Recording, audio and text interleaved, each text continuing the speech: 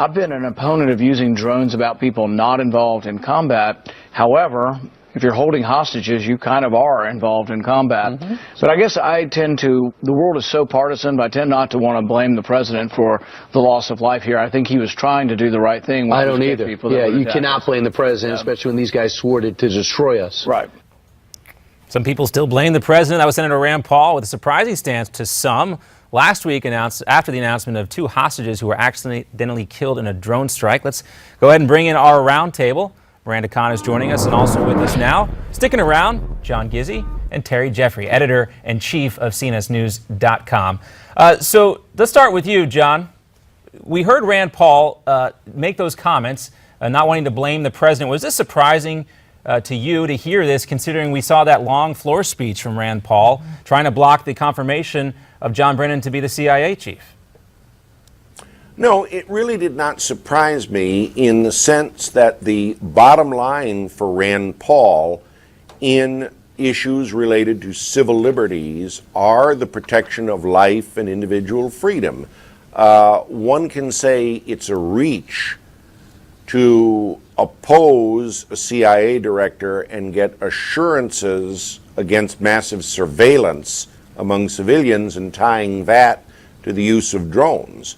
But as Rand Paul sees it, it is a matter simply of protection and security in that area. And I think that in his own mind, that's how he links it, frankly, is a matter of security and protecting individual freedom. Now, not all Republicans and people who vote in Republican primaries are going to agree with him, and some may be confused. It'll be interesting to see what he has to say next on this subject. Let's see what he has next. Terry, when you hear this from Rand Paul, we know he has this reputation perhaps of being a populist, a libertarian. Do you think he can have it both ways, trying to walk this line on drones?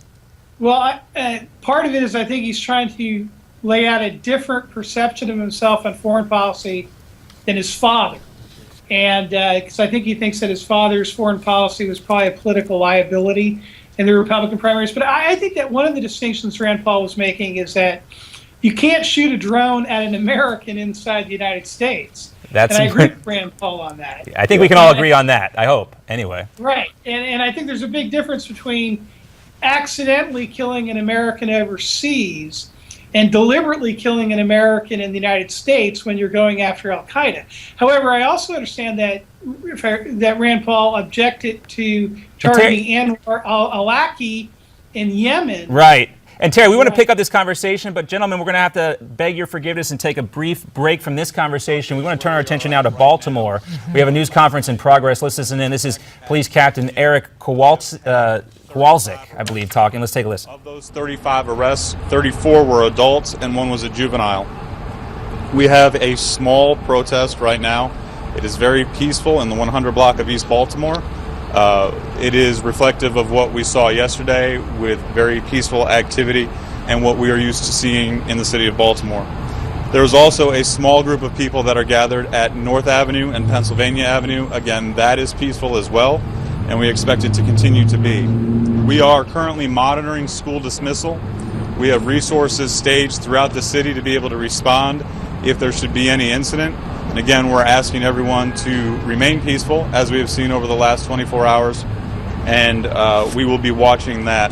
I want to bring you up to date on what has become a little bit of a story this morning and talk to you about the arrest charging process, how that's working, and where we are at in that process. There were 209 arrests that were made in the initial Monday afternoon into Monday night incidents. When we went into our state of emergency situation and we began to effect those arrests, there was obviously a chaotic situation that was taking place. There were officers that were being attacked. We had officers that were being injured. And clearly we had destruction of property and other acts of violence that were taking place throughout the city. So our officers, as you've heard us say, moved quickly to effect arrests, to preserve the public peace, to make sure that everyone could be safe. It was a chaotic situation, so where we are today is that of those initial arrests, 111 people are still awaiting to be charged through the administrative process. So I want to be clear here. These were lawful arrests that were effected during the course of a protest, during acts of violence, during attacks on our police officers and other people. There are 111 people that are waiting still to be charged. If we are not able to meet the 48-hour window that we have to charge them in, they will be released. We do not want to violate anyone's constitutional rights. What we will do after the fact, and as we have been promising, is stand up an investigative team, go through the vast amount of video evidence that we have, through all of the information that is on social media, and we will file appropriate charging documents at a later date if we have to do that. Our team is working to identify officers that were involved in the arrest and get these charges done before we hit that 48-hour window. So that you understand the complicated nature of that, in order to criminally charge someone, we have to have the witnessing officer, we have to know the location and the time. They have to fill out a document that details the probable cause for the arrest. As you saw Monday night, as most of you were here recorded, it was a very chaotic situation. There was a lot of moving activity, and our officers moved very quickly to preserve the public peace, and the administrative portion is something that we're still working through. I know there's been a lot of questions about that this morning. We wanted to walk you through that process. Again, throughout the course of the day, we will be doing briefings every hour and a half as events unfold, so we can try to keep you updated. I'll take a couple questions. What is the specific of the dismissal plan? For the schools. So we have resources staged throughout the city. Obviously, we're monitoring social media. We have extensive. Okay, there we go. That was Baltimore Police Captain Eric Kowalczyk talking about some of the arrests and the processes being used to try and charge the people who were caught on camera looting some of these stores. The task ahead of them. They said they have 111 people that still haven't been charged, that they only have a 48-hour window. Several officers were involved, and it's going to take time. And if they're not able to meet that 48-hour window, they will have to release those particular individuals. Right. A lot of details there about police process. But let's go ahead and bring our panel back in. Do we have our panel still with us? Okay. Yep. John, there we are. John Gizzi and Terry Jeffrey still with us. Quickly, guys, I want to get your take on the blame game that's being talked about a lot. A lot of attention addressed towards the governor of Maryland, Larry Hogan, and to the mayor of Baltimore. I will say this is... Even the past mayor. Well, Martin O'Malley, of course, that goes without speaking. But the mayor very quick to defend his response with the National Guard. And I found it very impressive, John. Maybe you can talk about this. Tell us what we know about Larry Hogan, new to the game of being a governor here in Maryland, very quick to respond to this situation and answer his critic. What do you think about the way he handled his critics? First rate. He was a gentleman in responding to the criticism, but most importantly, he was a hands-on, take charge kind of leader. He moved his office from the state capitol in Annapolis right to Baltimore, was very accessible to press, and very much seemed atop the situation. No sooner did Governor Christie of New Jersey offer several platoons of guardsmen to help in the process than he was there thanking him and welcoming them to the free state of Maryland. I must say that this contrasts with what many are calling a lack of leadership on the part of the mayor of Baltimore. Right. At a time last year when the murder rate was dropping in the city, she drove out the then police commissioner, who was highly regarded by the men and women in blue. And I would just say, as the author Joseph Wambaugh said, when we lose the thin blue line, we're going to be in very big trouble. And that's very well true. Seeing Terry, that in Baltimore. Terry, I wanted to get your take too, and going back to Governor Hogan, because he certainly had an opportunity to throw the mayor of Baltimore under the bus. And I was also impressed by the way he handled that situation. He talked about what his office was doing, and it did not take the bait and throw Stephanie Rawlings Blake under the bus. Right. Although he did say he did not send it to the National Guard until she asked him to do it. And again, a very deftly worded way to say what everybody kind of knew, and again, make him following protocols, look like the governor and the bigger person in all this. But I think he's been very professional. I echo what John Gizzi said, and I think his policies worked. I was glad to see that things calmed down yesterday in Baltimore, and I hope they stay calm. and that people step back and reassess what's going on, and we move forward in a rational way. But yes, I believe the governor's done a good job. And Terry, I hear your mid-Atlantic accent in there. Are you from the Baltimore area? No, you know, I'm from San Francisco, but it's an interesting thing. A lot of times people say I have a Baltimore accent. You sound just like it. All right, well, maybe there's some connection there between San Francisco and Baltimore. All right, we can address that we'll another have to time. investigate that. Certainly. John and Terry, thanks so much for joining us on Newsmax Now. We appreciate your patience and your insight. A pleasure. All right, let's check back in. We want to take another listen in to the news conference right now. Baltimore Police Captain Eric Kowalczyk now addressing the media about the situation last night and tonight. CZYK, and he's the director of the media relations section. He's an officer. Captain Eric Kowalczyk.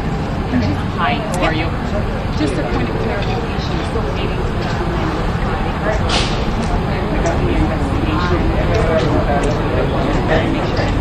Well, we can go ahead and kind of reiterate some of the things that he talked about just moments ago. Again, he was saying, the captain there, how they were going to be monitoring the school situation because, as we know, a lot of this started on social media with kids going to social media. Now there's talks, even though they're anticipating a peaceful night, that there are talks that people are also calling for more violence and turning to social media to do that. This woman, if we have her, Ebony Dickens, I want to talk about her, was arrested after posting a Facebook message under the pseudonym.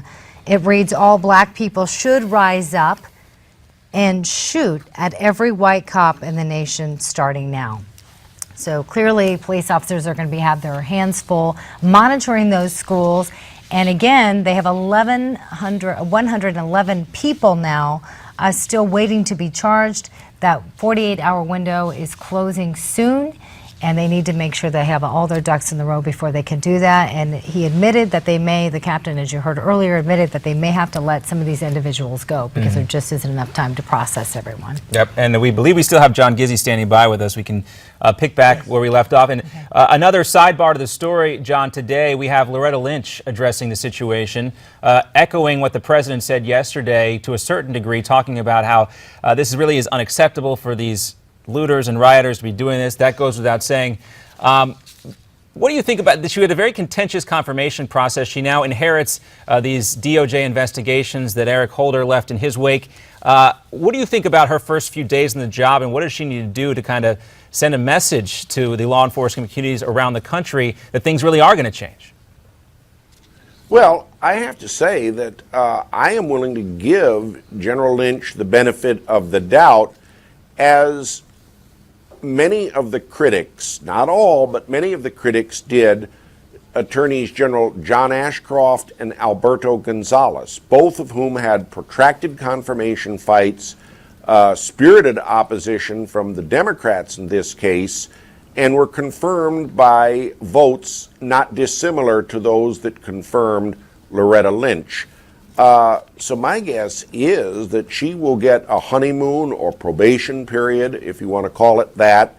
And I think just mainly being engaged in the process, as Governor Hogan is, and not aloof, would be the way that she could demonstrate at least some solidarity. But she also cannot undercut the men and women in blue and those who provide law enforcement. I think her remarks are going to be watched very carefully in that regard. And I agree with you 100%. At least, you mentioned the honeymoon phase. With Eric Holder gone, there has to be at least a change in the mentality, because he certainly seemed to have that almost confrontational relationship with our nation's law enforcement departments. Well, he said some critical things along the way, but remember, Eric Holder was far more involved in a national crisis. This, coming on the backs of Ferguson and Staten Island, New York, is the beginning, the genesis of the Justice Department dealing with local police departments and some of the controversy that swirls around them. Loretta Lynch, a former prosecutor herself, is really on her own and without modern precedent in a situation like this. As I said, I'm willing to give her the benefit of the doubt, cut her slack, but like a lot of journalists, I'll be watching. There you John, go. I want to get your thoughts on this. You know, everyone has been commenting about these riots going on in Baltimore, from presidential nominees to football stars. Even included in that is Iran's Ayatollah, quote, saying it's ridiculous that even though the U.S. president is black, still such crimes against U.S. blacks continue to occur. Hashtag Black Lives Matter. And hashtag Freddie Gray, too. This Yeah, is, by Freddie the way, Gray. someone who subdued protests in his own country in '09 with a lot more authority and harshness than were ever displayed in any city in America. It's confounding to see the tweets, and this is not the first time he's done this either, also weighing in on the Ferguson stuff as well. And he also made this comment, power and tyranny are different. In some countries like the U.S., police are seemingly powerful, but they kill innocents. We know what he meant. Now think about this. He tweets. The Ayatollah tweets and also has a website of his own where he makes these pronouncements in a country which does not exactly enjoy total freedom of the net. Right. This is designed to go to an international audience, and I dare say to those whose common denominator is a hatred of all things American. That's John true. Gizzi, thanks so much for joining us again on Newsmax. Always a pleasure to have you. Up next, Hillary Clinton dominates headlines, but wait until you see the punchlines. And remember when Twinkies were discontinued? We found the reason why they came back, and you never would have guessed they were a superfood. Say what? Really?